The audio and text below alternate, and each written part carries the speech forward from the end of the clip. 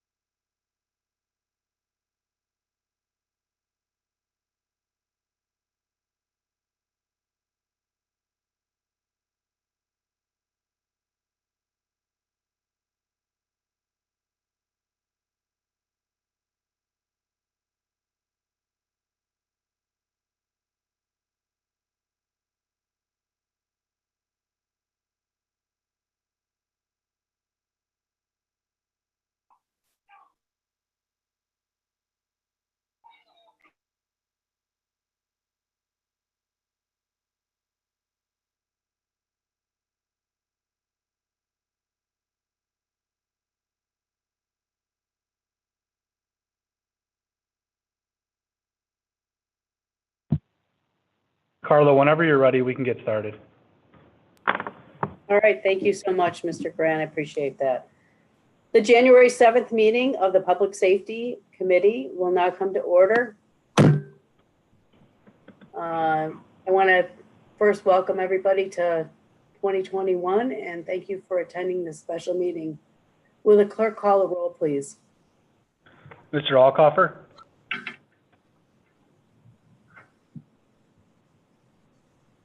Here. Mr. Alcoffer is present. Chairwoman Boyce? Here. Chairwoman Boyce is present. Mr. Delahanty? Here. Mr. Delahanty is present. Mr. Dondorfer? Here. Mr. Dondorfer is present. Mr. Flagler Mitchell? Here. Mr. Flagler Mitchell is present. Mr. Keofit-Lassie? Here. Mr. Keofit-Lassie is present. Ms. Lamar? Here. Ms. Lamar is present. Ms. Roman? Here. Ms. Roman is present. Ms. Taylor? Here. Ms. Taylor is present. All right, at this time, we're going to have to suspend the rules. We'll need to suspend the rules of the legislature for the purposes of prohibiting public in-person attendance in accordance with the Executive Order 202.1, which is extended through January 29th by Executive Order 202.87. You have a non-debatable motion on the agenda, which needs to have a maker and a second. Would somebody would somebody move that? Second. I'm sorry, I didn't catch who moved it. Legislator Lamar seconded it. Okay, Legislator Delahanty moves it. okay, thank you so much. I appreciate that. At this time, we'll move to the public forum. Is anybody signed up for the public forum? We need to have a vote on that, Carla. Oh, I apologize. All in favor of the motion signify by saying aye. Aye. Aye. Any opposed? Item passes. I apologize. Thank you for that. Okay, so we'll move to public forum. Is anybody signed up for the public forum? There is not. Okay, the public forum is now closed. At this time, we're going to move into the presentation. I'd like to introduce Michael Fowler, who's the Chief Deputy of the Monroe County Sheriff's Office. And he who will be here to present the Executive Order number 203 regarding police reform and re-innovation plan to the Public Safety Committee. We have a question and answer period after the presentation is presented with the members of the Public Safety Committee asking questions only. So at this time, I'm going to, have Chief Fowler present. Thank you so much. Thank you very much, Chairwoman Boyce. Before I begin, I'd like to offer an opportunity for the Deputy County Executive to introduce this if willing. Yes, through you, Madam Chair. This is Jeff McCann. I would just like to state that it was, as everyone knows, the governor issued Executive Order 203 earlier this summer in a response to a number of issues that were of concern to the community regarding reforming and reinventing police departments.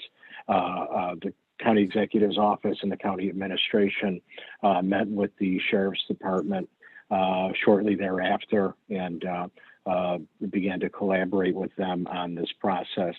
And I would like to commend Sheriff Baxter, Under Sheriff Brown, Chief Deputy Fowler, and Deputy Hanlon, who spent quite a bit of time putting this report together. And again, obviously, Chief Fowler is going to present the details of this report, but I think it will be obvious at the end of his report that our Sheriff's Department has a number of policies in place and a number of procedures in place, and the sheriff and the leadership of the department are committed to making necessary reforms and to continue to ensure that we have a sheriff's department that is operating under the values that we as a community share And with that, I would like to turn it back over to Chief Fowler. Thank you. Thank you very much, sir.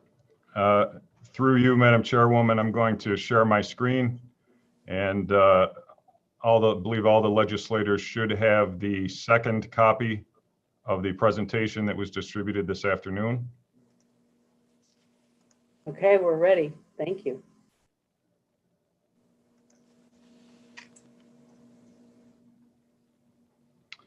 Okay.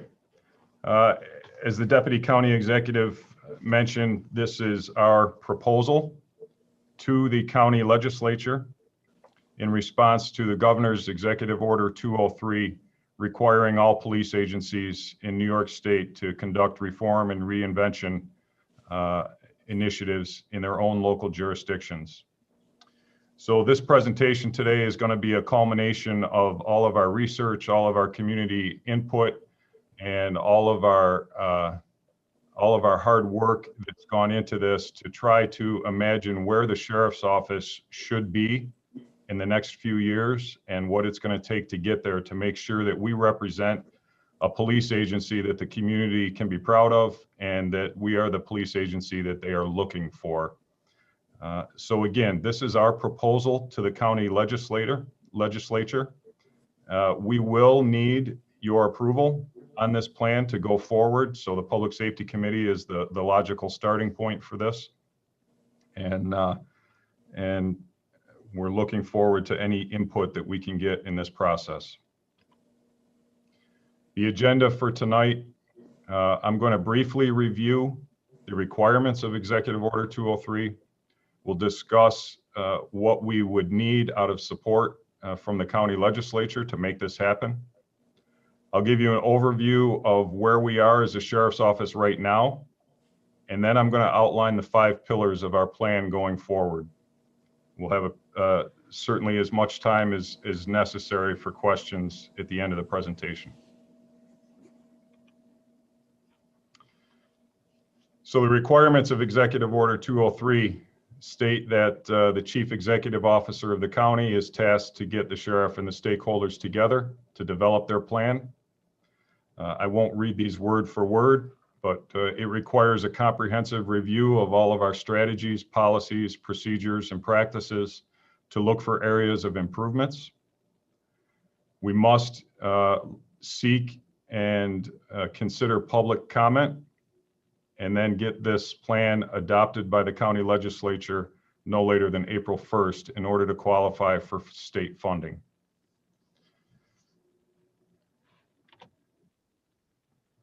For the county legislature itself, we have already met with caucus leaders. We've shown them a draft of our plan. We've had discussions back in November regarding where we see ourselves and the effort that we're putting into this plan. We're now at the point of Public Safety Committee input and a formal presentation. We'll have additional period for public comment during the ratification process, and then look to adopt this prior to April 1st.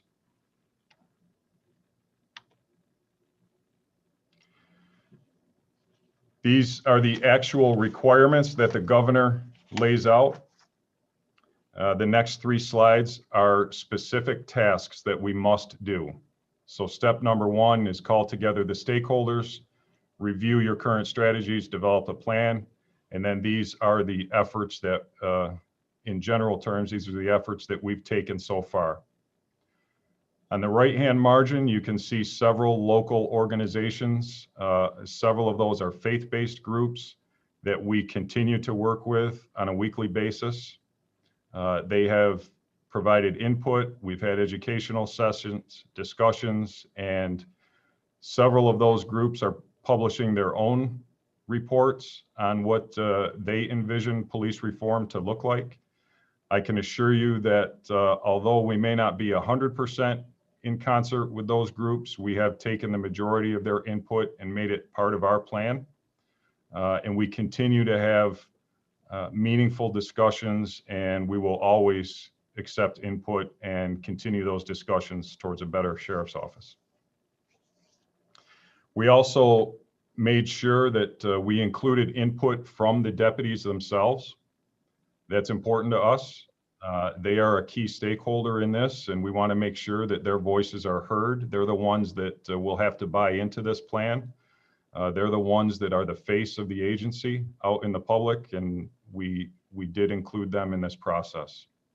Same as the district attorney and the public defender.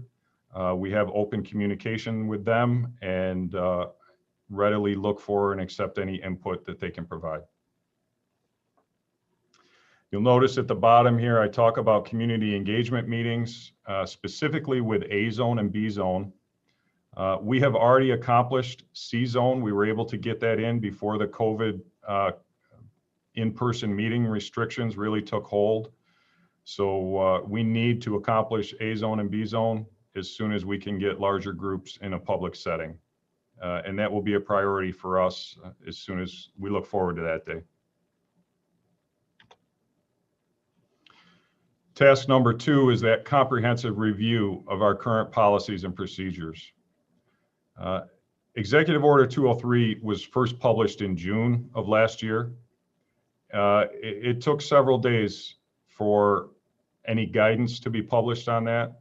And we did finally receive some guidance from the governor's office as to how to best implement that executive order. However, I have to state the guidance is pretty vague. It leaves it open to local governments and local communities, local police agencies to interpret it as they see fit and to make the appropriate changes that they deem necessary. So there's not a whole lot of micromanagement going on here. This is open to a local community having their own voice being heard. And so we got started on this in August.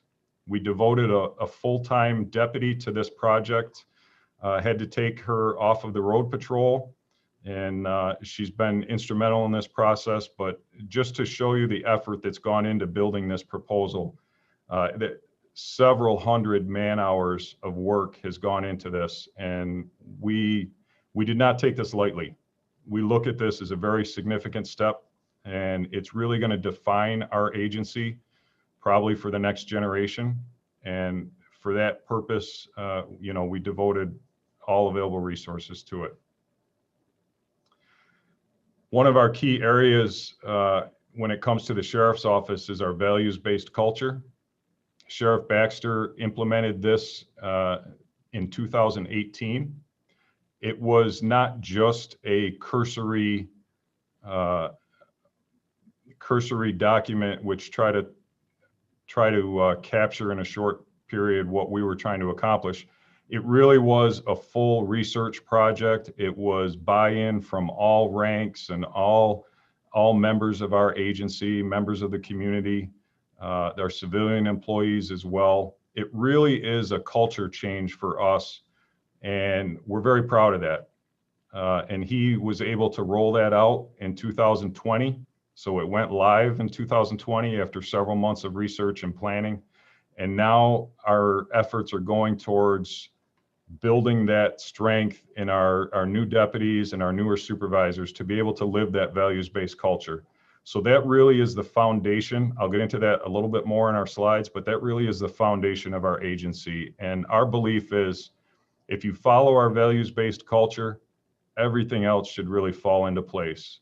That we don't need pages and pages of policies and procedures. If you really follow that values-based culture, you're doing the right thing, and we can be proud of that. The governor also asks us to review specific policies and procedures. You can see some of those down there. I can assure you that list is much more lengthy than what we've shown here. I'll also get into that a little bit later, but we're reviewing them to make sure that we're in line with the rest of the law enforcement agencies, that we're in line with the Department of Justice guidelines, with local laws, with state laws, and with federal statute also.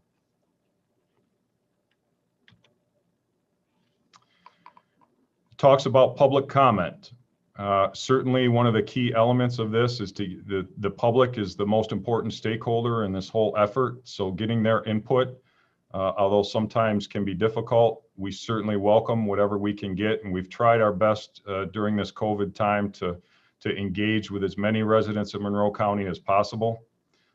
We have had several community meetings across the county, and the luxury of being a sheriff's office is that we can participate in everybody's community engagement survey.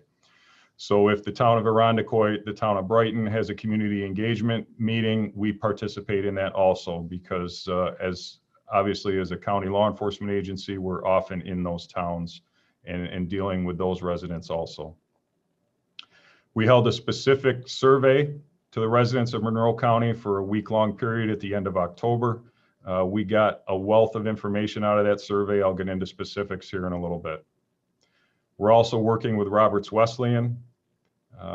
They have offered research opportunities for us. They've offered to interns to help us prepare documents, to help us manage all the administrative requirements of this.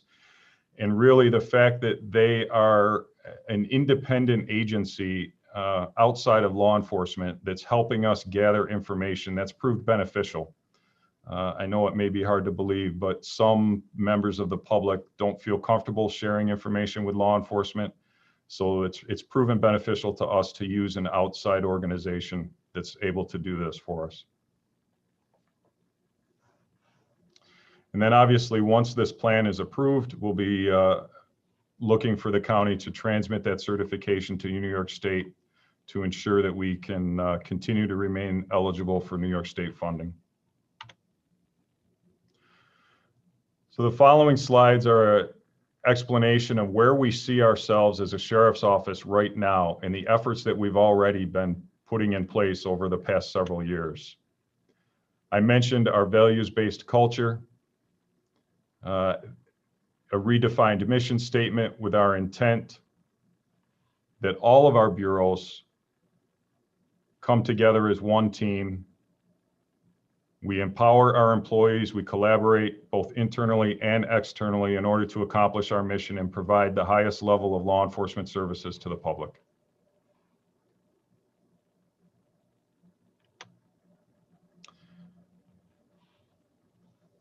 Our core values of respect, integrity, teamwork, and excellence. It's great to identify those terms, and we can even list them and publish them. But the sheriff took it a step further, and he made sure that during our research and our development phase of our values, he made sure that he defined what it looks like. Now, you can tell a person that we expect you to treat people with respect, but what does that really look like? And so we went to that. You can see those we've listed on the left there. We went to the effort of actually writing out what respect looks like in your day-to-day duties. We've done that for all of our values, and that really helps us as we evaluate employees. We start to determine who should be promoted, who needs more work, more coaching and counseling, and it's really something that we're proud of, and we're looking forward to being able to use that in our day-to-day lives.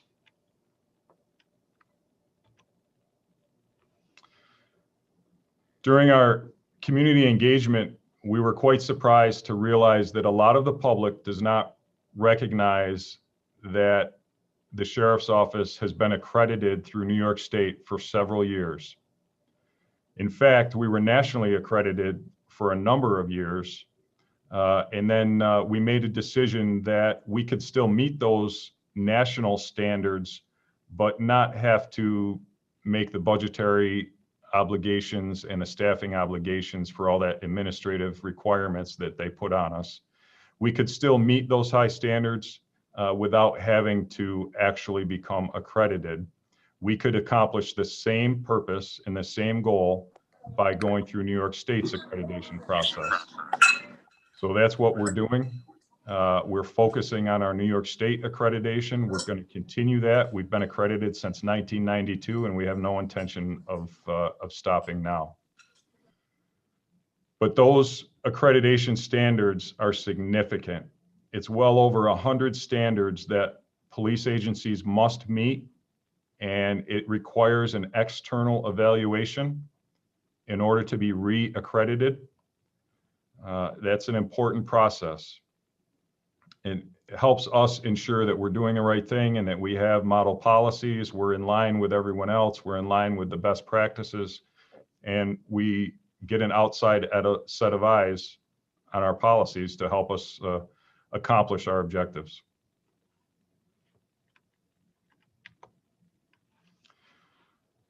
Here's a more specific look at those general orders, or in other terms, our policies and procedures that we are currently reviewing.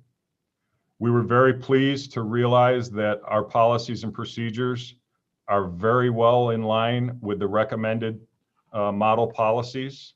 We have a little bit of cleanup language to do, just as they have to be updated every couple of years and things like that with new language. But for the most part, our policies and procedures are very much in line with the current recommended model policies through New York State and nationally.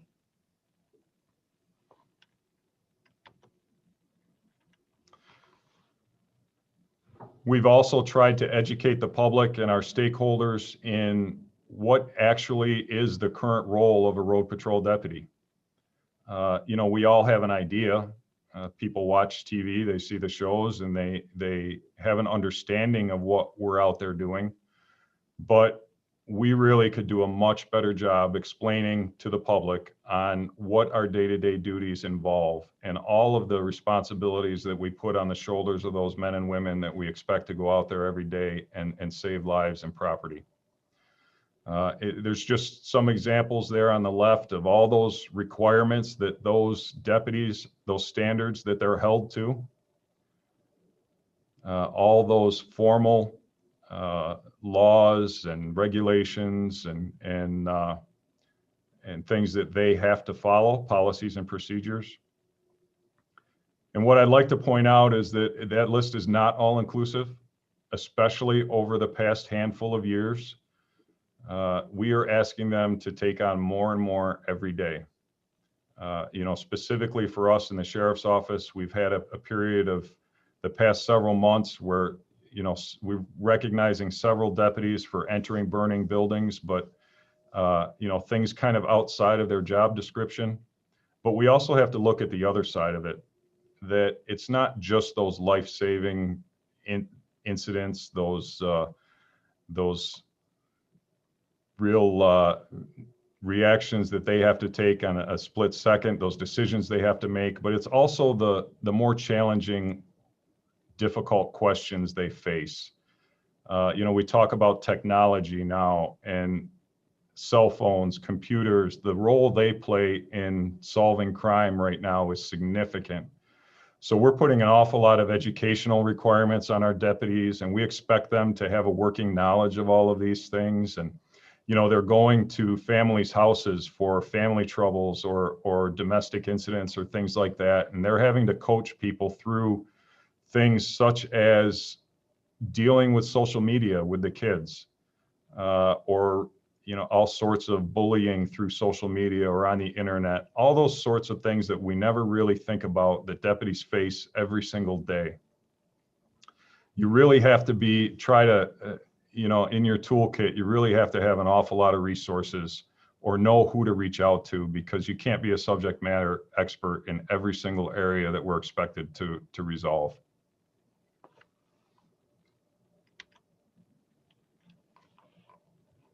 Sure you're aware of this. We put this in because it's going to lead to the next couple of slides, the current demographics of Monroe County. As a sheriff's office, we are often working with the City of Rochester Police Department, so we include that.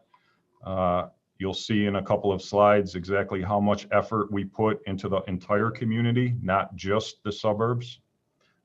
It's our belief that it's all one community, and that we really can't just operate in a silo and expect to address a problem in one suburb and not have it spill over into other towns and villages or the city. So we take a holistic approach to this.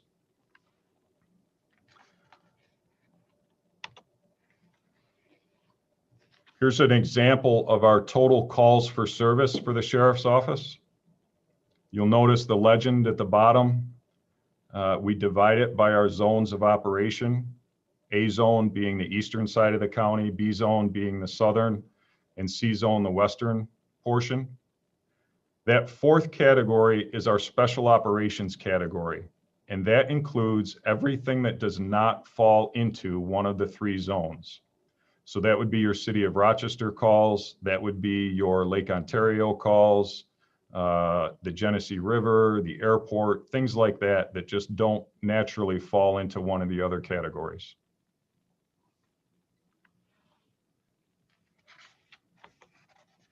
This next slide is an example of where we've been since 1994.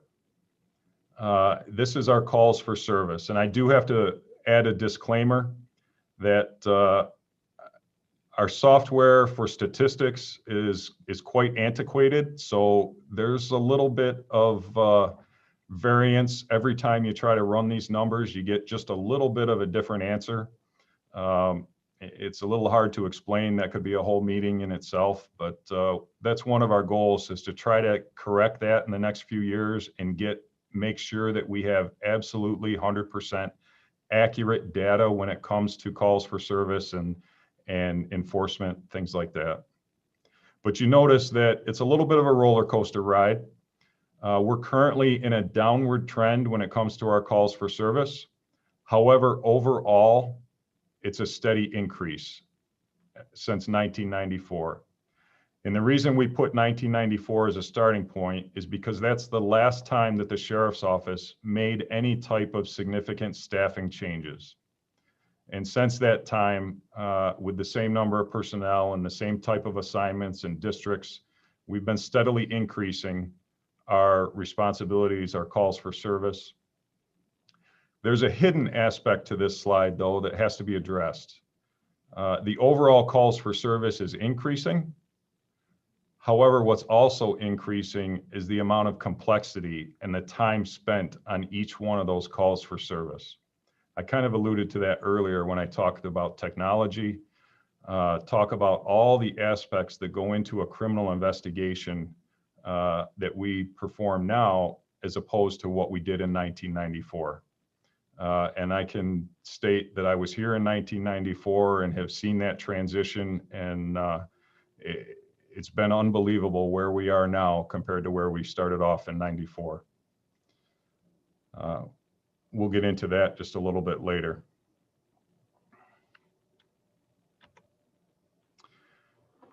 Our calls for service by crime type. These are the numbers that we report to New York State. There also is a little bit of variance here. I'll give you an example of why. You look at our numbers and for instance, I look at this and I see the sex offense numbers. And I know from being the chief deputy that those numbers are reflected on the low end. That's because our statistics and our stats are only as good as the software that we have to pull them out. And a lot of times these investigations get reclassified after the initial deputy responds to the scene. So a call will get classified when the 911 dispatcher fills out the computer entry, and then it gets reclassified according as information changes throughout the course of the investigation. So if we're going to look at these numbers in a more take a closer look at these numbers, then it is a whole sidebar conversation, and we need to look at it in depth. But here's an overview of where we are. The takeaway out of this slide is that the calls for service on the mental health side are significant. Domestic violence and mental health being that close to petty larceny and simple theft is a takeaway that we can't ignore. Those are two very critical categories, and they occupy a great deal of our time.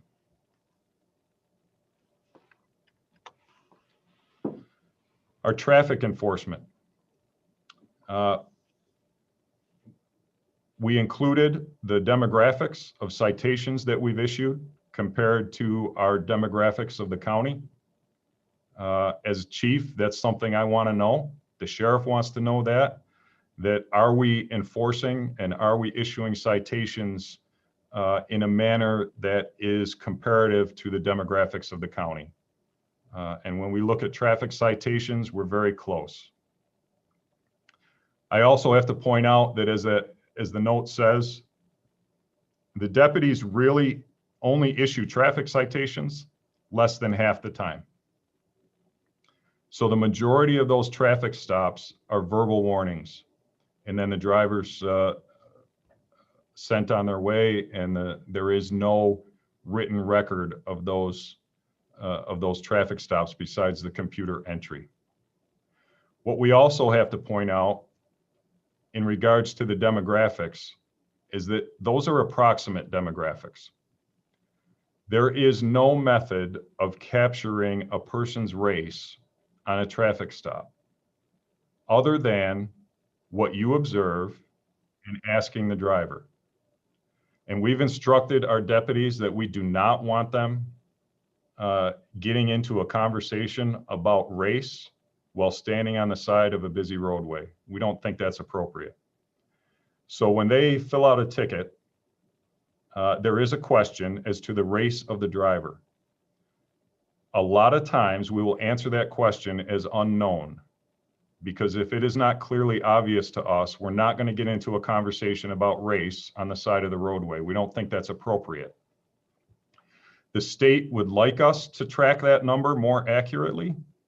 I can see the purpose behind it, but again, there is no method to do that. Race is not indicated on a driver's license, and we do not want our deputies getting into that on the side of the road. So it's often answered unknown.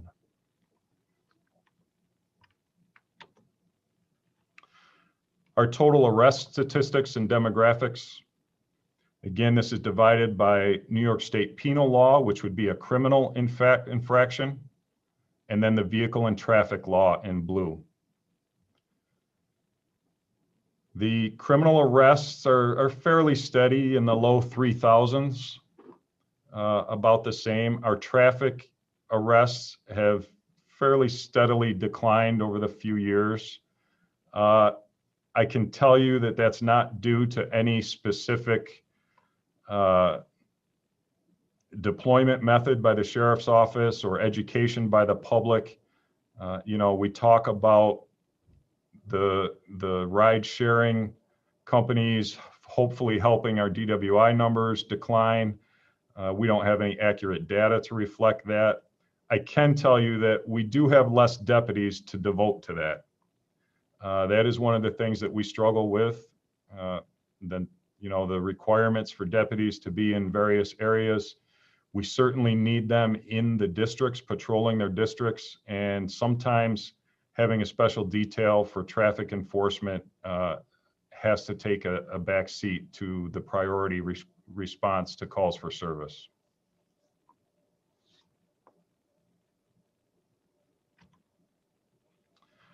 Training is significant for us. Sheriff Baxter has, when he took over in 2018, made it clear that training was a priority for him, and it should be for all of us. We are bound, obviously, just like every other agency and every other organization, we're bound by a budget. That can be very difficult at times to get all the training in within our budget. And the sheriff recognized that, but he did challenge us to find creative ways outside of the budget to make this happen. I'll give you an example. At 3 o'clock in the morning, in the middle of February, if nothing's going on and there's no calls for service, take a few cars, go to the academy, practice at the TAC board, or go to an empty building and practice how you would respond to an alarm or a burglary. He's challenged us to make that part of our culture and then to formally keep track of all that effort that we're doing. And that's helped us get by in some tight budget times. We obviously would like to expand on that. We do already currently exceed the minimum mandated training hours for a new recruit in the academy by several hundred hours. That second bullet point there, that's for every police officer in Monroe County. We operate a joint academy that's run by Monroe Community College. And so every police agency in Monroe County follows that same format. We also add another 120 hours on top of that 1,100 at the sheriff's office. So when they graduate from the academy, we bring them in for another 3 weeks of training because there's just not enough time in the academy to accomplish everything we're looking to do. And then we constantly continue that throughout their career. Refresher training every year, specialized unit training, and then that supervisory and promotional training. Training is clearly one of our most important areas, and it is one that needs constant watering. We have to stay on top of that, and we have to keep feeding that with effort, time, and resources. We can't let that slide. Here's an example of the de-escalation training that we perform here at the sheriff's office. Again, on the left-hand column, that's your basic police requirement. So every agency in Monroe County goes through that training. In the center and on the right is where we as an agency put them through additional training in those topics. And then we offer that annual refresher training on the far right column. There's quite a bit on there. I'm going to just hesitate for 1 second and catch my breath, let you look at that list.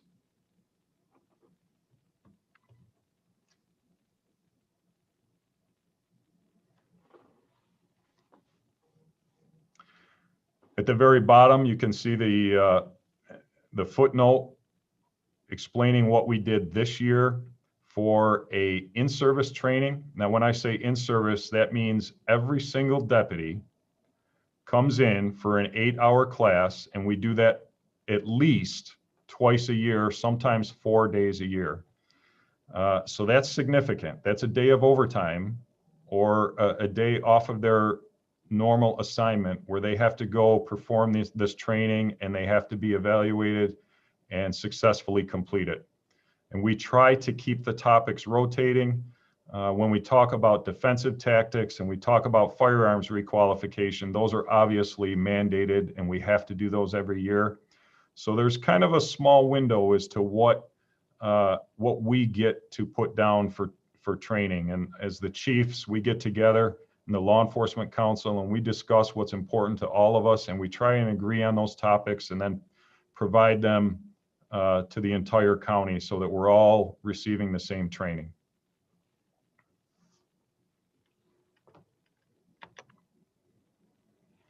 Here's an example. Deputy Hanlon put this together. It's really a great way to look at what we go through on a daily basis and what we expect of our deputies when they respond to a significant call. If we take an example of an emotionally disturbed person, they may be armed with a knife. When we put our deputies through training and through refresher training, they're actually evaluated on these tasks, and it's a pass or fail. And if they don't complete it properly, then they have to go back for remedial training, and they have to continue to work on this until they pass, or until we as managers and supervisors have to make a decision on whether or not they can continue to perform the duties. But if you look at those sub skills, we have really placed an emphasis on de-escalation. And that is the success to passing these scenarios. You have to demonstrate that you can and will employ de-escalation techniques before you resort to force. And we've had that in place for a while. That's nothing new for us.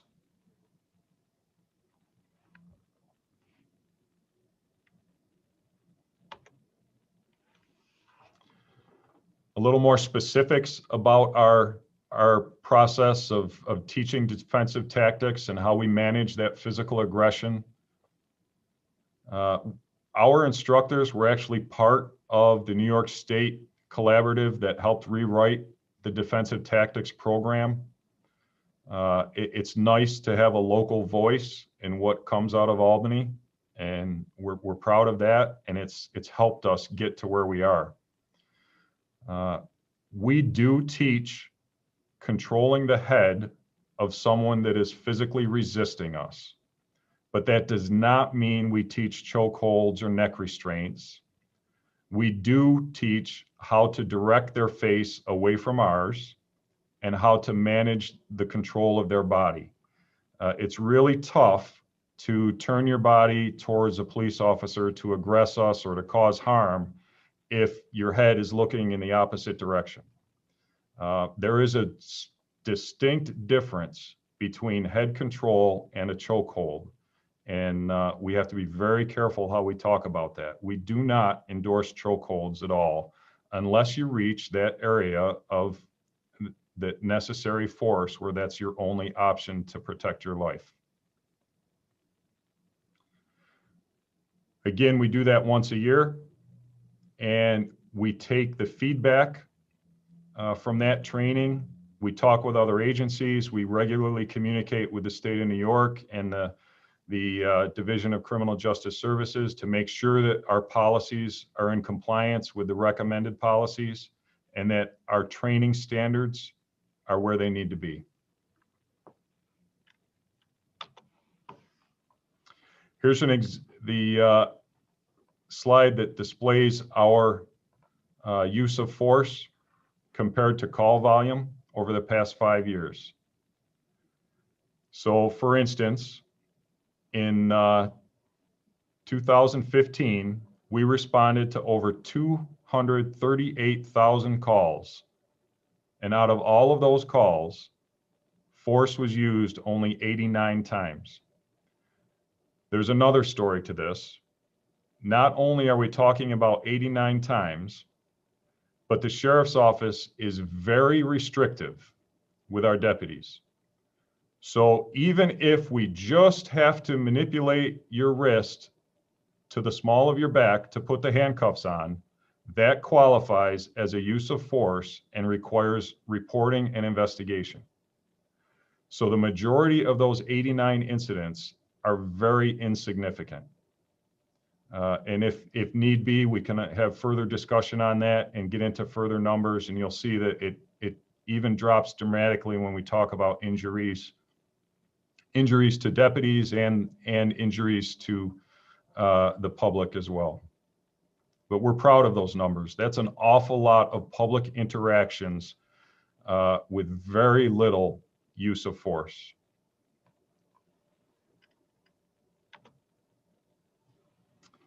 When we talk about police reform, we always come to the conversation about the militarization of our police and the perception that we're becoming militarized. We've participated in those conversations with our community engagement piece and our faith-based organizations. We recognize that that's a topic that needs to be discussed. We actually use it during our planning. When we plan an operation, for instance, if we have to execute a warrant, a search warrant, or an arrest warrant, maybe it might be high risk, we take this into account. We really do care about how the public perceives the sheriff's office and how we perform our duties. So if we get specific here, most of this is focused around the SWAT teams. They're the ones that clearly represent more of a militaristic look. They share a common uniform. They share some tactical techniques that are similar. However, SWAT teams are certified through New York State, and they have to follow FEMA standards as well. So this really is not the sheriff's office coming up with these tactics and techniques because we think it's a good idea. We're actually following model policies and training guidance that's published by higher authorities. These specialized units, you take a SWAT team, if they go to a barricaded gunman or a hostage situation, they're clearly asked to operate at a higher level than the normal patrol deputy. We ask them to assume a greater risk. We ask them to enter a dangerous situation where our normal patrol deputies might not be equipped and able to enter. So we really do need to use some of those tactics and training methods to be able to accomplish that. and my third bullet really hits that those techniques and those tactics, we use them because they're successful and because they're safer. You know, I have a background in the military, and that's one of the things that I rely on the most is the military really pushes the requirement to operate in a safe manner. We don't accept, you know, accidents. We don't accept ignoring safety risks. We have to take them into consideration. And that's one of the things that we do here with our tactical teams as well. We also employ some military leadership methods, some planning methods, and certainly, as I said, those safety protocols. So there's portions of militarization that we take those highlights and we apply them as best we can, but we're always conscious of how we're perceived. And we recognize that at certain times that can be counterproductive. There are some perceptions in the public, especially this past year, with what we've seen this past year. Do we use grenades? No, we don't. Rubber bullets, machine guns, all those sorts of things are incorrect terminology. We do not use them. And, you know, we do have armored vehicles. I can tell you that over my career, I've been instrumental in obtaining and deploying those armored vehicles. And I absolutely would not ask our deputies to do this job without that resource.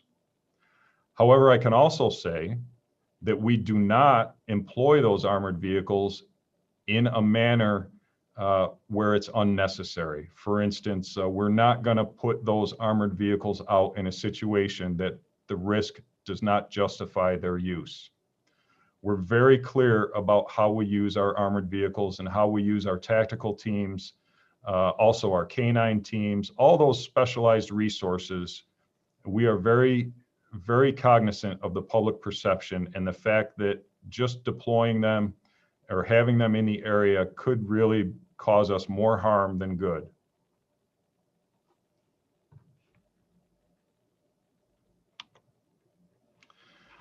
Our personnel accountability.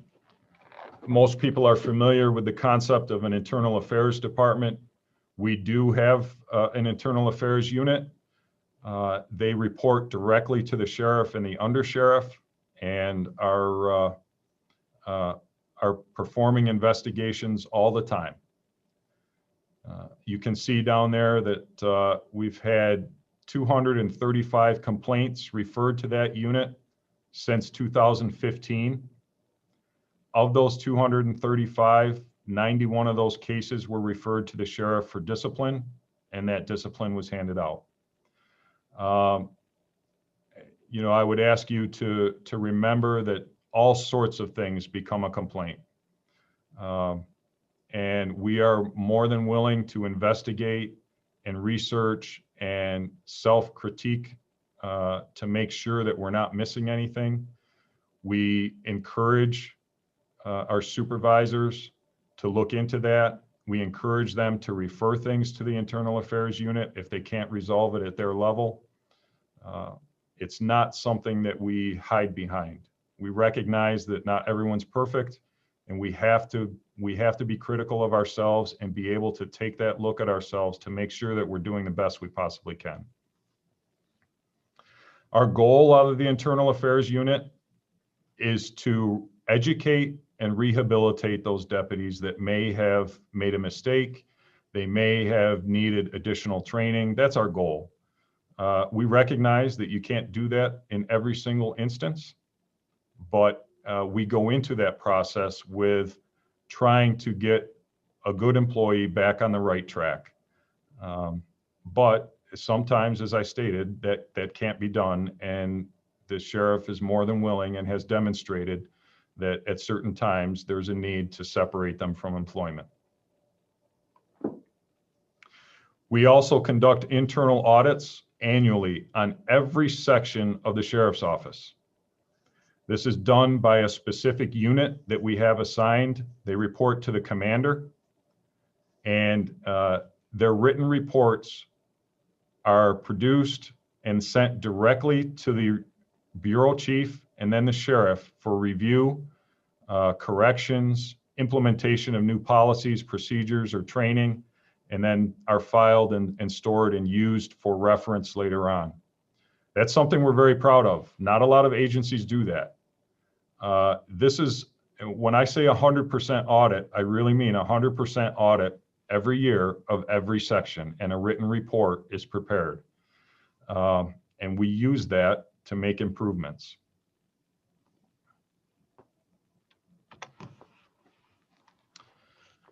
The sheriff made it clear when he joined in 2018 that one of his goals was to build an inclusive workplace. We're finally starting to see some progress in that area, but it's way too soon to celebrate. And there's a lot more work to be done here. This is an area that we'll get into offline in other conversations about where we can make progress in the future and where we're going to need help outside of our sheriff's office. We just are not able to influence this enough on our own. And I know there's some specific legislators that I've had the opportunity to work with in the past to try to make progress here, and we keep trying to build on it, but you'll notice we have seen an increase recently in the number of people of color that are participating in the process.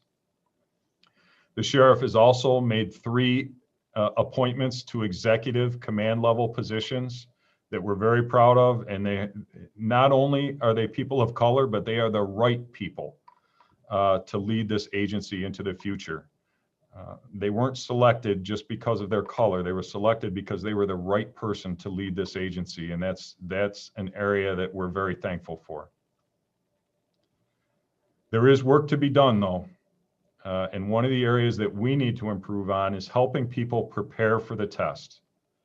It is a lengthy process to get hired as a police officer in New York State, specifically in Monroe County.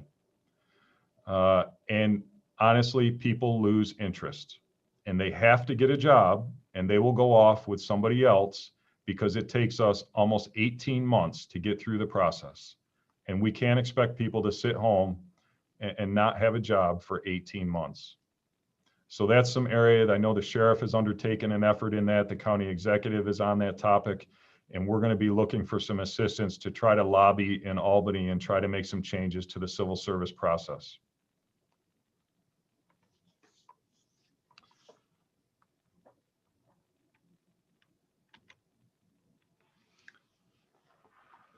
Here's some examples of the input that we received from our community engagement. These were face-to-face meetings with members of the community. There were several meetings all across the county, and as I mentioned, COVID kind of brought that to a halt. That we will pick that up again when we can. And unfortunately, it probably won't be done by April 1st, but one of the things we recognize and we constantly remind our people is that this plan is not done on April 1st. It's only just beginning. This is a long-term change in our culture and change in some of the measures that we're trying to employ in our communities. And it's an ongoing thing. So those community outreach, that community engagement is going to continue from here on out. And these are some examples of the feedback that we got from the public. A lot of these meetings ended up being educational for both of us. You know, I'll skip to one of the demilitarization of the police down there at the bottom.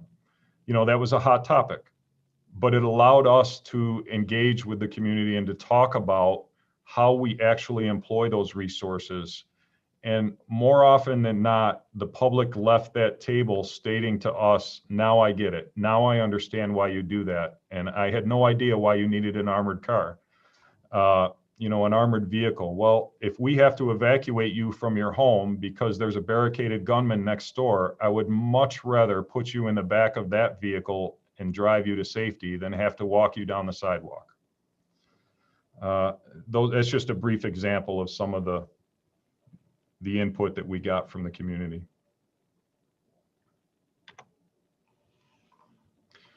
We've also placed increasing effort in reaching out to our marginalized communities. clearly this list here is not all inclusive. We have more room to grow in this area. We kind of need some help. We need residents to participate in this. We need those communities to be willing to participate. We don't know of every community that's out there. We would like to. We'd like to reach everybody. So that's a goal of ours, but there is work to be done there. And we recognize that. But we do have a foundation in place that we can continue to grow as new communities emerge, or as we identify areas of need, we can expand that.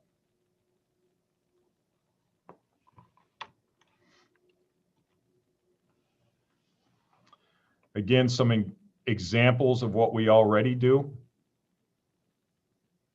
These are very beneficial to us. If you look at it, a clergy academy or an adult academy, that's beneficial to those people that participate in the academy, but it is so beneficial to us because we get to have that open dialogue. We get to sit down with them and we get to hear how they perceive the sheriff's office and what they want out of their law enforcement. And, the clergy academy, those academies, it's a great tool to bring those people in. We're offering them an opportunity to participate in that form of academy. But man, the dialogue we have during that time is so beneficial to us. It's just two people sitting down at a table, relating to one another and learning about each other. And we have to continue to resource those. It's not easy. We have to pull deputies off the road to be able to conduct these academies. We have to fund them. We have to buy materials for them, all those sort of things, but it's definitely worth the investment because we get to have that dialogue. We get to know each other.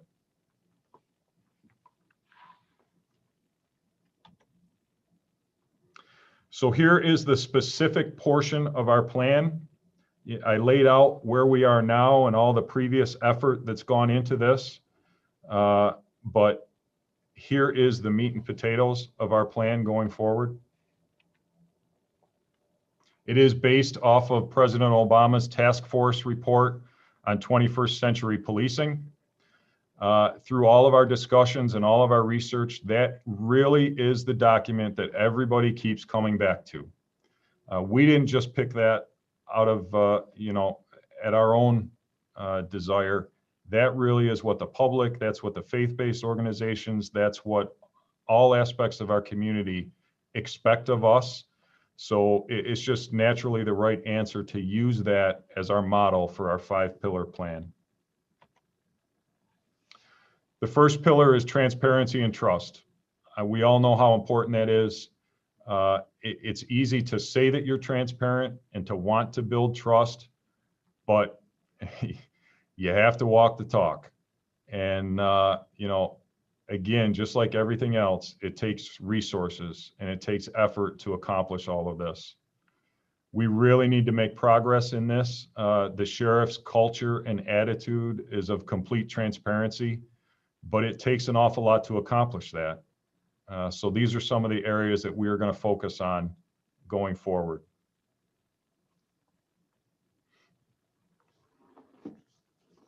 Our leadership and training. I've already mentioned how important that is. One of the key aspects down there is a guardian mindset. For those of you that don't know, there's a lot of discussion in the criminal justice field about the difference between a guardian mindset and a warrior mindset. So just for lack of a better way to explain this, a guardian would be someone similar to a guardian angel. They're there to protect you and to put you on the right path and help you succeed in that comforting and nurturing way.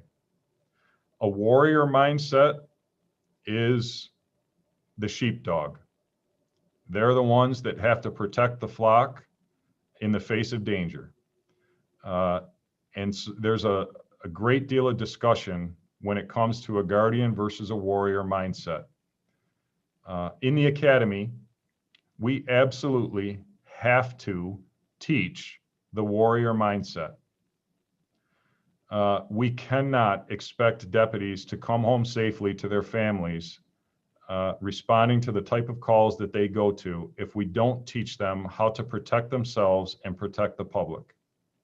That's an unfortunate aspect of this job. And unfortunately, we can't predict when that's going to happen. So we have to train our deputies to be able to defend themselves and defend the public. However, the guardian mindset is something we recognize needs more effort. We have to create more of a nurturing mindset in our deputies, more compassion. I really strongly feel that the deputies have that. They just don't go out of their way to show it. They may have a stoic presence at a scene or at a traffic stop. We try to ask them to keep their command bearing and make sure that they're in charge of the situation so that it doesn't get out of hand. But yet we also expect them to show compassion and to be able to relate to the public. So that's something that we need to do a better job of. And it starts right in the hiring process, to be able to identify those future deputies that have a guardian mindset built into their values already. They actually care about people and they're ready to serve the public. It's hard to teach that to people. So we need to identify it right up front in the hiring process and then nurture it as their career builds. We need to do more multicultural training. We recognize that. I don't know that we ever could have enough. And we're open to those opportunities. I mentioned before how difficult it is to accomplish training, especially at current staffing levels. We just do not have extra people to be able to manage a training program that should be as aggressive as we need it to be. We also need to spend more time developing our future leaders. We have to make sure that our future leaders represent the type of police officers that our community wants us to be. And that takes nurturing also. We can't expect these future leaders to wake up one day and all of a sudden understand what the public needs of them. We should be setting the right example at all times. We should be providing that career development for them and showing them the right path and then giving them the tools to follow.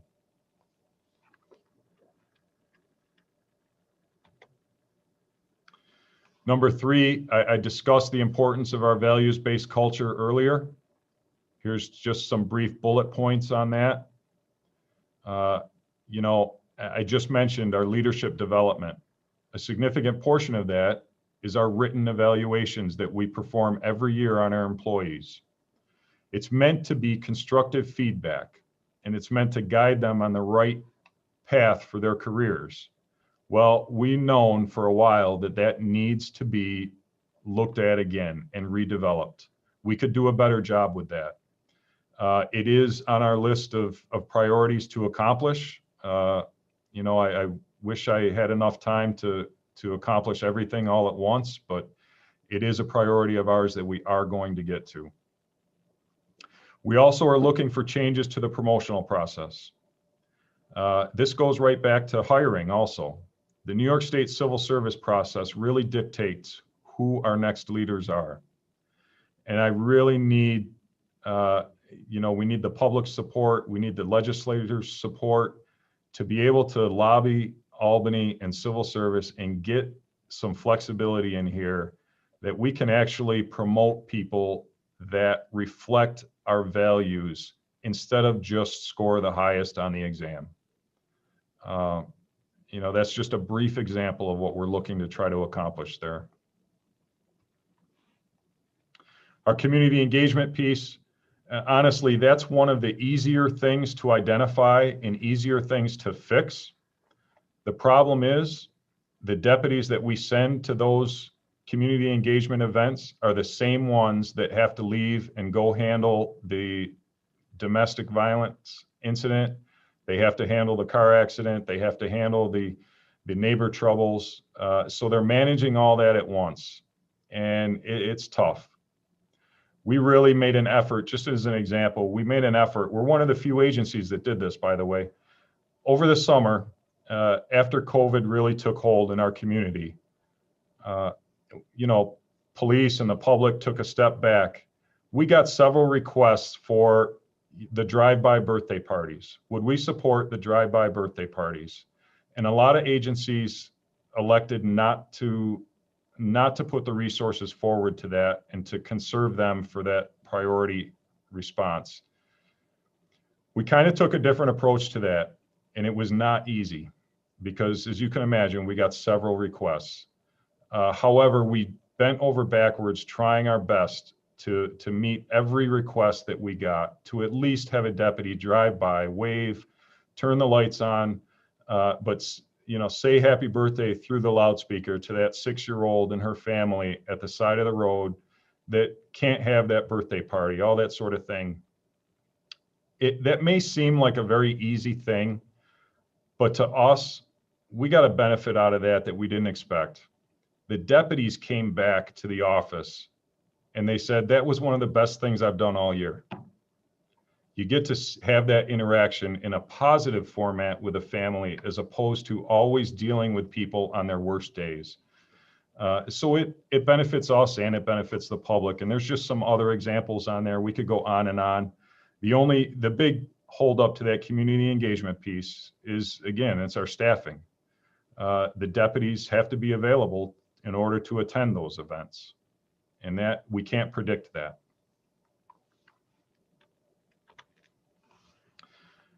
The last pillar of our plan is one of the most important, and that's the crisis intervention.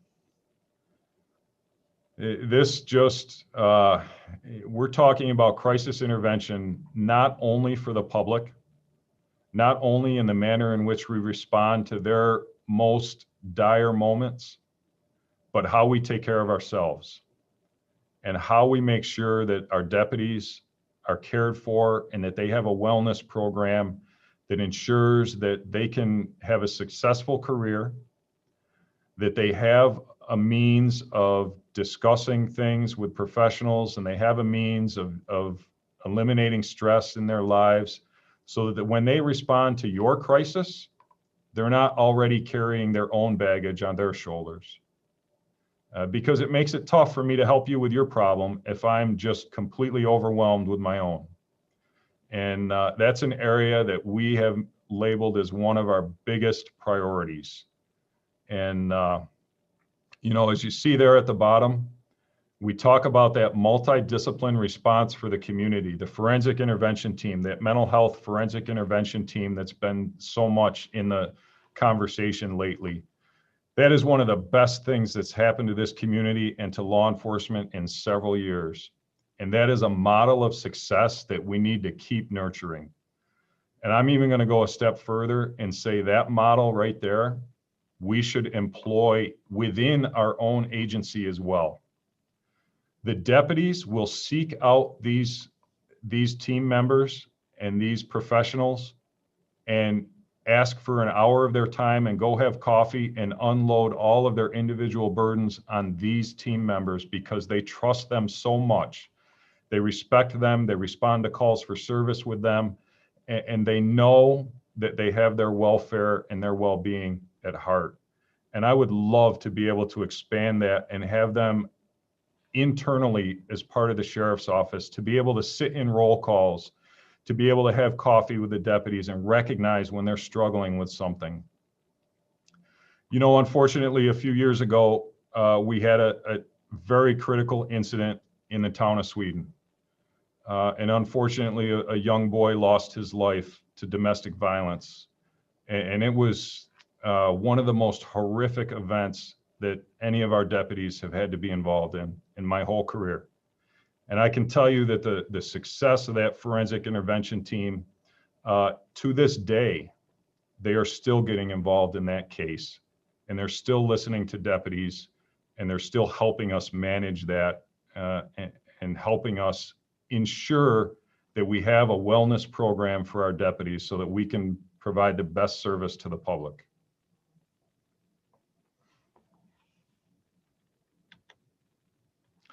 So those 5 pillars, here is a brief roadmap a timeline, if you will, as to how we would like to reach our goals. I would like to be more specific, but I very much do not want to make a promise that we can't keep. And the past year has been anything but normal.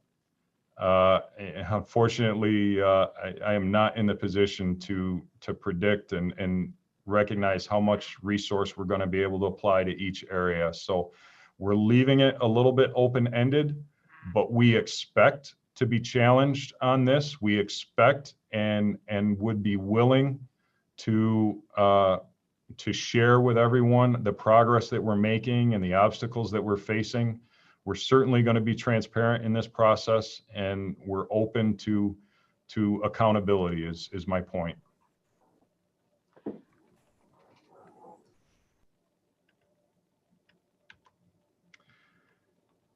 And Madam Chairwoman, that concludes my presentation.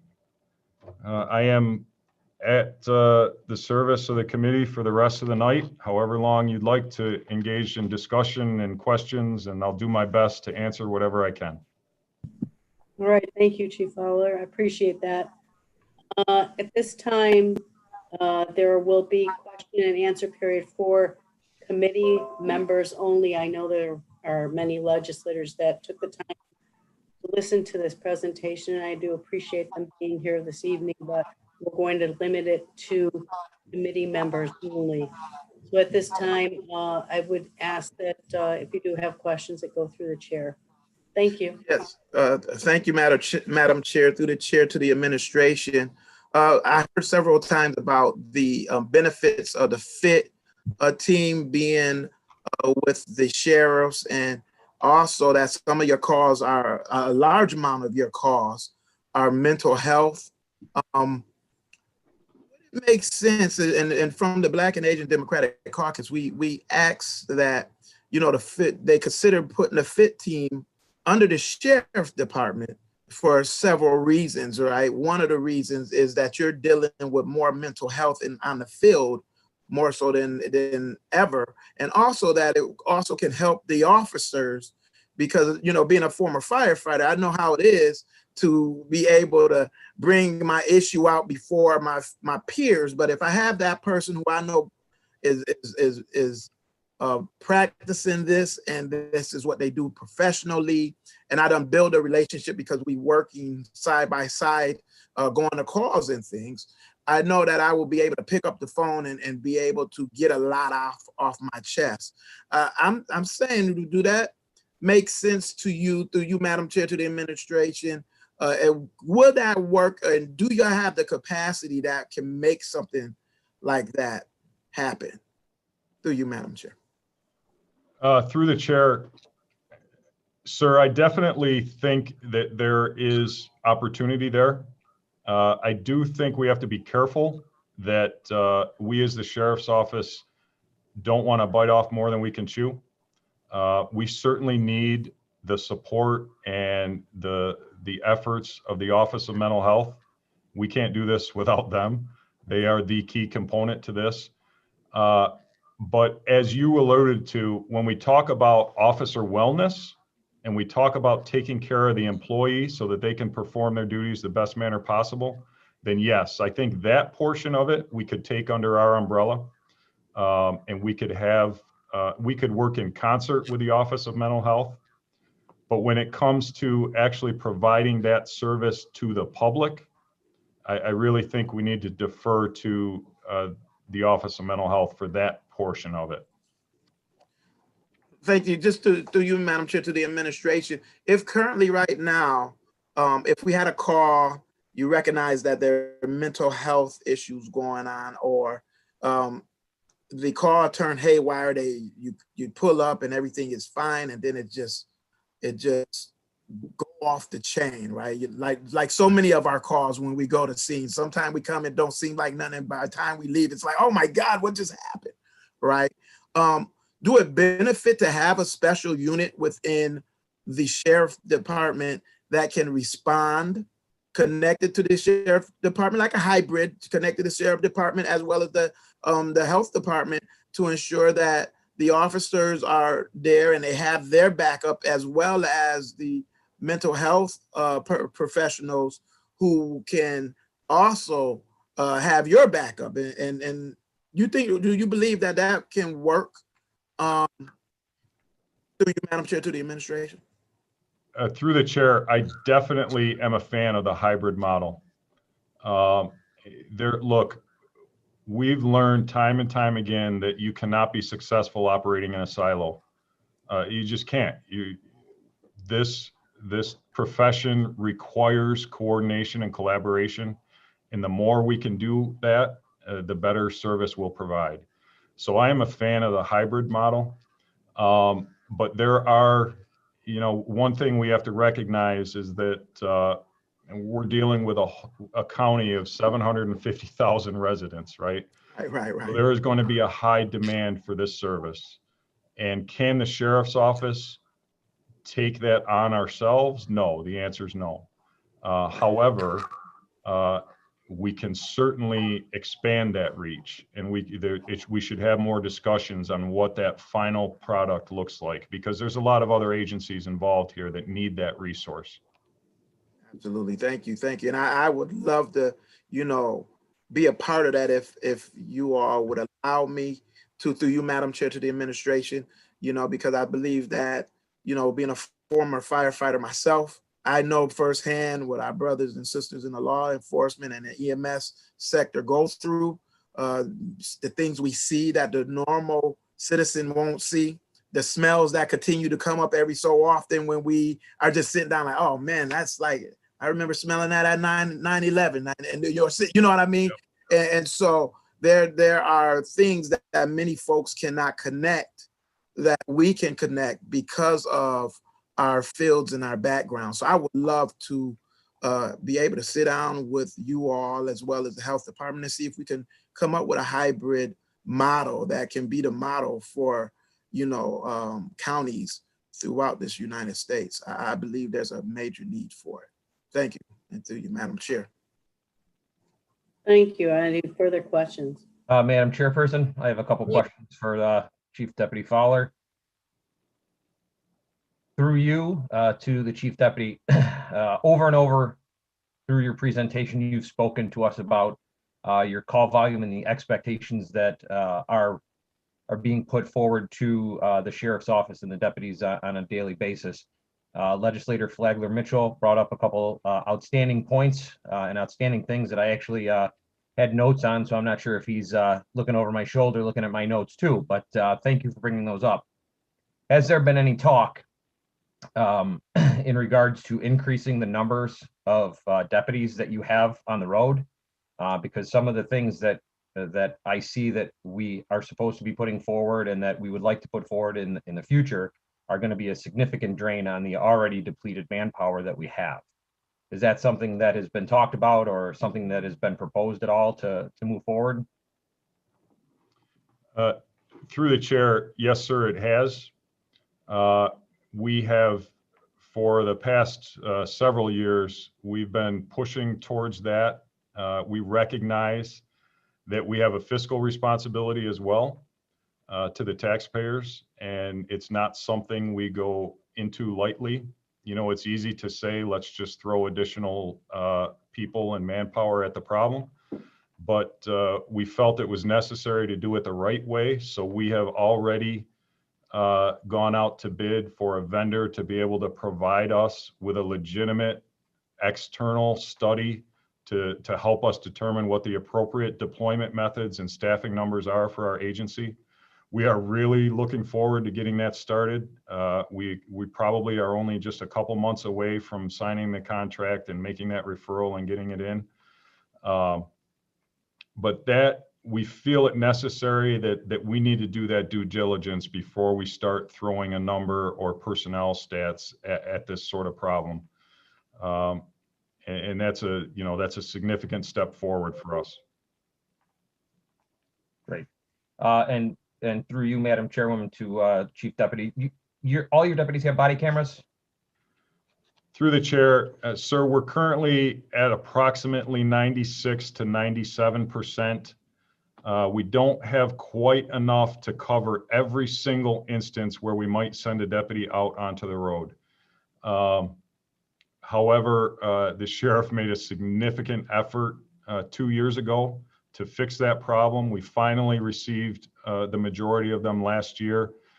We do have a little bit more to go. I can tell you I'm a little concerned how we're going to continue to pay for it. It is expensive, as we all know. And now that we've had it for a couple of years and we're starting to see the bills come in and recognize how much storage we're using and things like that, it's tough. But it certainly is a priority, and there will be other things cut before we get to that.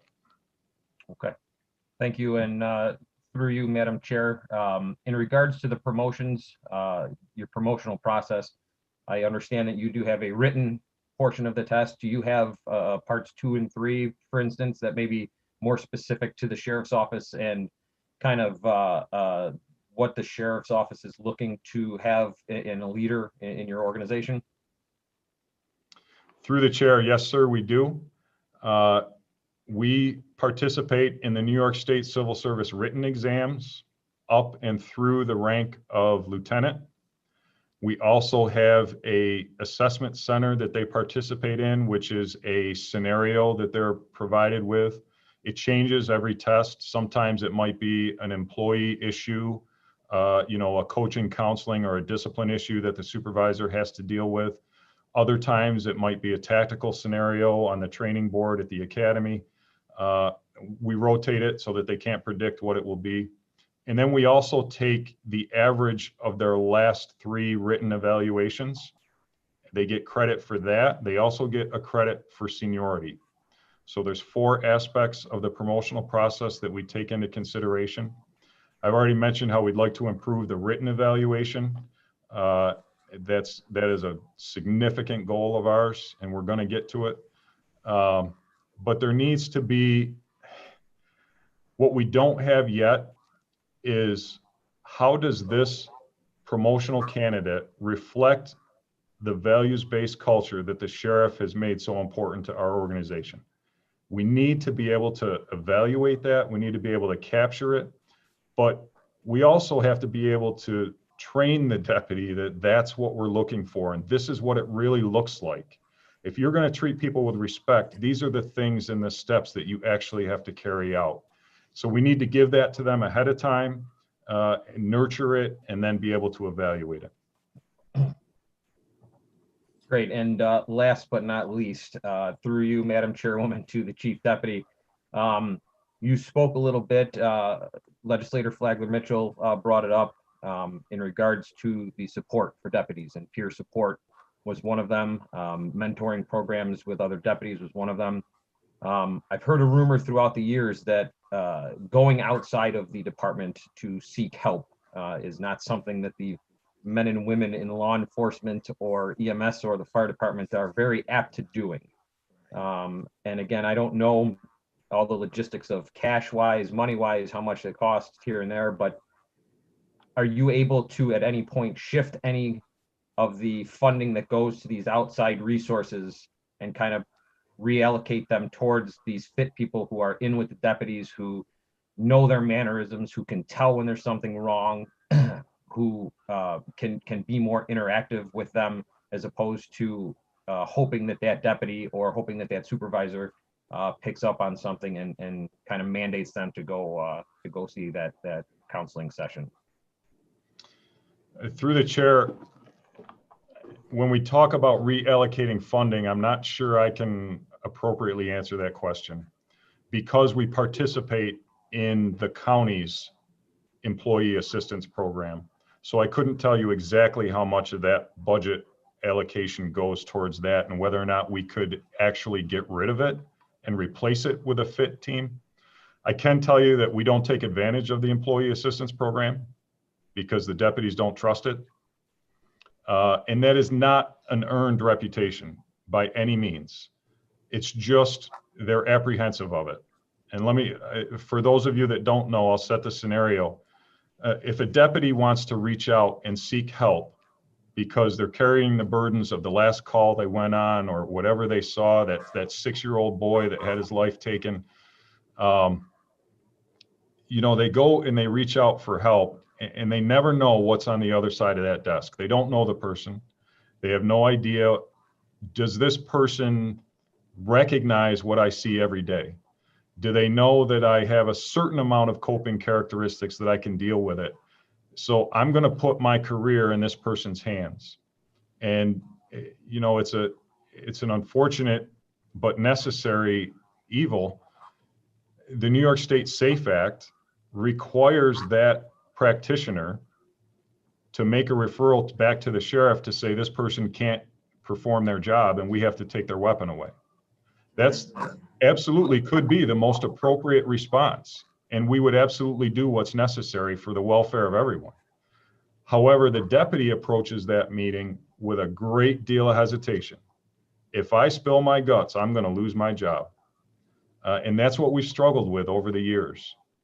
But when they build a relationship with a FIT member and they have that trusting relationship because they know what we go through and we know what they go through, they're more likely to open up, and we can get to the problem way before it gets to that process of needing to intervene like that. So it's kind of a roundabout way to get to your question. I can't quite answer the funding piece yet, but there's definitely value in that FIT member being accessible to the deputy. And I appreciate, as a chair, I appreciate you not, you know, being able to answer that, and that's outside the scope of the presentation. So we're going to kind of leave the funding part of this, that aside at this point. Legislator Roman? Yes, Legislator Roman. Are you done, Legislator Dondorfer? I am. Yep. Thank you. Okay, thank you. Thank you. Just want to clarify. Yep, thank you. Through you, Madam Chair, to Chief Fowler. This is in regards to the presentation. Thank you for the countless hours that were put into creating this plan. I have a question in regards to clarification on what Zone A and B are. You mentioned Zone A and B have not been communicated with in regards to the community engagement plan. So just wanting some clarification on what those zones are. Through the chair, gladly, I'm glad you brought that up because it does require some clarification. So first off, the A zone district covers Penfield, Perrington, and Pittsford, those towns, and all the villages within those towns. Now, I say we did not have a formal community engagement, but we engaged with the community and those local governments all the time. What we did not do was the formal presentation and bringing the groups together in an auditorium and laying out this proposal and seeking their input, because we ran out of time before COVID restricted the size of the crowds. When you asked about B zone, that's all the south towns. So that's Henrietta, Mendon, Rush, and Wheatland. And we were just about to have the Henrietta meeting. They were going to consolidate all 4 of those towns. We're going to hold it in one meeting, and we just could not do it because of COVID. We were almost ready to send out the invitations. On the west side, that's the meeting that we did have. There's actually 6 towns on the west side, and that is our biggest area. We were able to get cooperation from the town of Parma. So they did a joint session with Clarkson, Hamlin, and Parma. We reached out to Sweden and Riga and Chile, and they weren't quite ready to come on board yet, but we're not going to give up. Okay. Perfect. Thank you for that clarification. I did not write the page number down. Through you, Madam Chair, there's another question. I did not write the page number down, but it was in regards to, I think it was a bar graph. It talked about the number of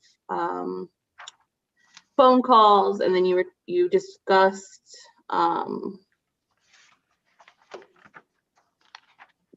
force in phone call, in the response to phone calls. I did notice that there was a spike in 2019. I think it went up to 99. Can you explain what that spike is?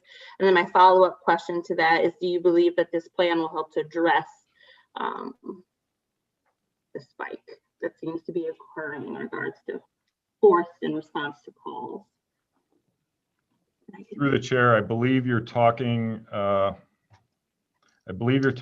about slide number 24. That be the call volume versus the use of force? Yes, that is it. Okay. So my response to that is out of over 230,000 calls, a spike of 10 to 15 is not a spike at all. It's just the variable. I consider those completely on par with prior years. Okay. Thank you for that explanation. And then one more question. An additional slide later, you said that you were in need of help reaching out to marginalized communities. Just in regards to, I guess that ask for help, are you referring to the list of communities that are on that slide, or are you seeking help to connect with other communities that may be marginalized? Through the chair, it is both. Both? Okay. We're obviously out in the community all the time, but we don't know what we don't know. So that's an area that's very important, and God forbid we miss anyone. So we are open to any type of assistance we can get with reaching out to marginalized communities, making sure that we have consistent points of contact, and do they have a spokesperson that can meet with us and help us through this? We are more than willing to devote a person on our end to be that point of contact and that constant relationship, to nurture that constant relationship, but we do need help from the other side. Perfect. Again, thank you so much. And that was my last question. Madam Chair, Yes, Legislator Lamar.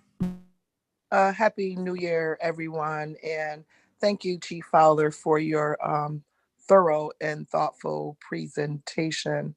I know that a lot of work was put into that. I'm just curious to know, early on in your presentation, you mentioned somewhat of an open data portal that would be coming in the next couple of years. And I know that I've requested tons of information from the Sheriff's Department on numerous aspects of your department. But without having data that's transparent, readily available, I'm curious to know, how do you make any assessments, or how can lay people like me be able to look at things such as like clearance rates to justify voting yes or voting no, or adding the budget line, or adding anything to or subtracting anything from the department. So I guess my question is, how soon can we have something like an open data portal to provide information to to the public, but anybody who's looking for information on the Sheriff's Department? What's the holdup on that, and how soon can we get the ball rolling on that? Through the chair, with your permission, Under Sheriff Brown is on, and he's actually kind of taken that one under his wing. So with your permission, I'm going to allow him to answer that.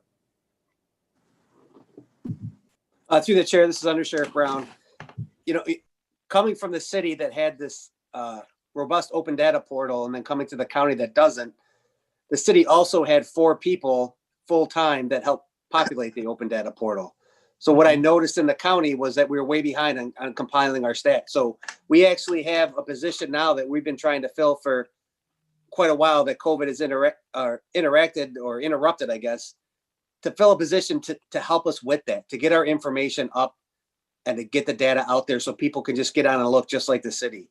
It'll make it easier on us for when people make requests, and it'll also make it easier for people to go and get it. So we are working on that. Unfortunately, I don't have a timetable though, because it's been very difficult to hire somebody to do that project. So, you know, the city, like I mentioned, had 4 people and their salaries are very good. And in the county, the salaries are not as high, and it's just harder to get people. And so I'm really trying to get someone to fill that function, because I thought the same thing when I came to the county. Wow, we're way behind on just the ease of being able to get to data. You know, I'll ask the chief for something and he'll be like, well, I don't really have a way to get that. I'll be like, you're kidding, right? But then we dig deep, there's just not the mechanism set up. So we are working on it because we feel that frustration internally. So it is certainly there on the external side. And prior to that, we'll just, you know, let the work through the legislators. When there's questions, we'll get the information for you. But we really are trying to hire somebody right now. But we have been, and just, we're struggling with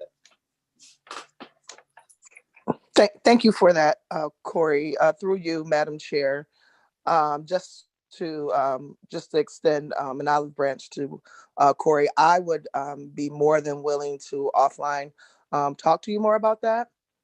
I'm sure you know I work at RIT in the CPSI department, and our students and our graduates, they specialize in research and data, and probably were instrumental in building that open data portal. So maybe we can talk offline about that. We would welcome that tomorrow. So yeah, that'd be great. Let's get together, set something up. Thank you. Madam Chair, 1 or 2 more questions for Chief Fowler. So I think we've probably sat in a few Project Exile meetings together. And when we're at that table, we're able to share information with multiple law enforcement agencies to sort of get a grip on the crimes that are going on in the county or around the state. I would like to see the Monroe County Sheriff's Department expound on that a little bit, because of the high crime rates that we have going on, not just in the county, but in the city particularly, to see if we can do a better job at preventive measures, and also being more responsive and getting not just getting some of the crimes solved, but getting some of the dangerous criminals off the street. I know right now there's, language going around about the reason for that being, bail reform, but we see in other cities that don't have bail reform that they also have spikes in crime. And so if we could build on our relationships with other law enforcement agencies within the county, I believe that we can do a better job at disrupting or getting in the middle of some of the disputes that's going on. And so that's one of my wishes that I would like to see happen with the sheriff's department. Through the chair, I definitely concur with that and recognize the importance to that. Some of it does go back to what the undersheriff mentioned about that ability to have at my fingertips accurate data, real-time data. I'm trying to manage deployments of police officers all over the county, and not just police officers, but investigators and resources like that. And where do we put them? And the fact that we don't have that real-time data, and I can't make educated decisions quickly like that, it really does hamper us. On the flip side, I will tell you that we in Monroe County have an unbelievable relationship. All the law enforcement agencies, we really work together like you do not see in other areas of the country. Project Exile was one of the things that brought us together. So the foundation is there, but we definitely can improve upon it. And I recognize where you're coming from with that comment, and certainly appreciate it. Thank you very much, Chief Fowler, and thank you, Madam Chair. Thank you very much. Are there any further questions from folks that are on the committee? Yeah, real quick, Madam Chairwoman, to you, to Chief Fowler. You said in the civil service process, we have the written as well as an evaluation type test. And can we, or can anybody be a person that can watch some of the recruits take the evaluation piece of the test? Through you, Madam Chair, to Chief Fowler. Through the chair.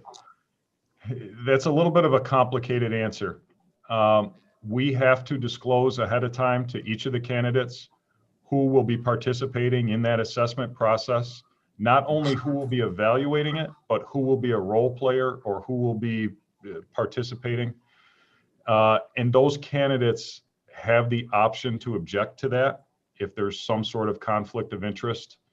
And then we and the Civil Service Board have to maneuver through that potential conflict. What we can do and what we have done in the past is we've actually brought in members of the community to be role players.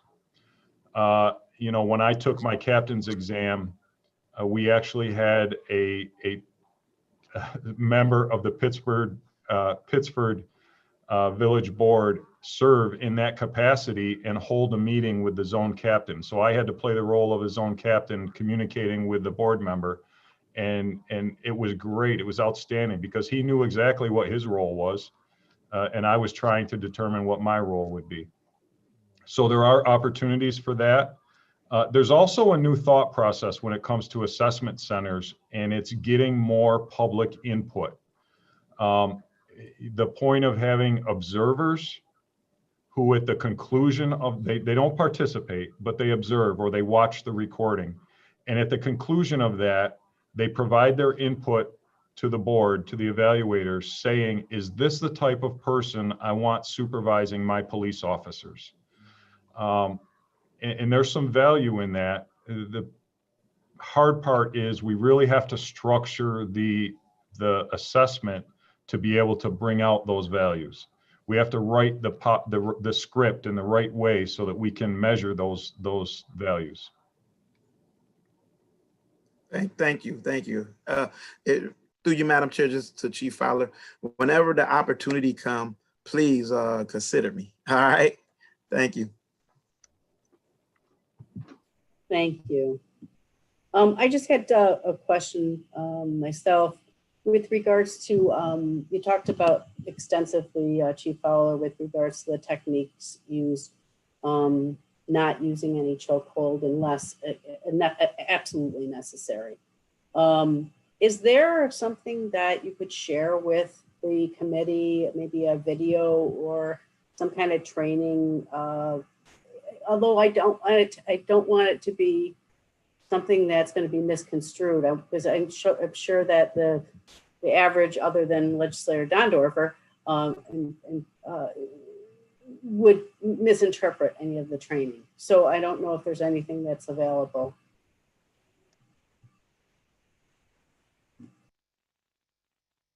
Madam Chair, I would say that yes, we would welcome that. I would probably script it in a manner to invite you and the committee members to come observe and participate to whatever extent you're willing in some of those training scenarios that we put our deputies through. We would welcome that at any time because that's beneficial to both of us. Whether it's a de-escalation technique, whether it's a traffic stop, whether it's our use of force simulator, our firearm simulator, we recognize that we need to expand that and make that available for other people so that when you see things in the news or you hear reports of stuff, you have something to base your decision on. So we would welcome that opportunity. Great, thank you. I appreciate that. I had the opportunity in former capacity to work at the Children's Detention Center. I learned some techniques, but those are probably so old that they probably wouldn't be used anymore when doing restraints. The other thing is, I just want to thank you so much for this opportunity for the committee and other legislators that are here tonight to listen to the presentation. I think that, you know, you've done a great and commendable job. Being a part of the Law Enforcement Council, I did have a question with regards to, you know, how, if you've shared this with the other police force agencies in our community, and will they look to this as a best practice, or I know some of them are developing their own, but is there, you know, going to be some collaboration with regards to this plan? Well, Madam Chair, first of all, thank you for recognizing the effort. And I want to also recognize the fact that this was not me. I may have done the speaking here, but all the heavy lifting behind the scenes, I have to thank Deputy Amanda Hanlon. Unbelievable work. You know, we gave her some guidance and some vision, and she ran with it, and she's been a godsend to us. So I have to thank her for all that effort. When it comes to moving forward and sharing this plan, we communicate regularly with the LEC, the other police chiefs in the county. And we've discussed, I have told them that I'm going to make this available to them. However, out of respect to the committee and the county executive, I wanted to get to this point before we released anything, because it is now a public document. So I wanted to get feedback from the committee, and then obviously it's the county executive's plan. So you know, I would encourage that it be shared with every other agency, and with his staff's permission, I'm going to make that available as soon as possible. Okay, thank you very much.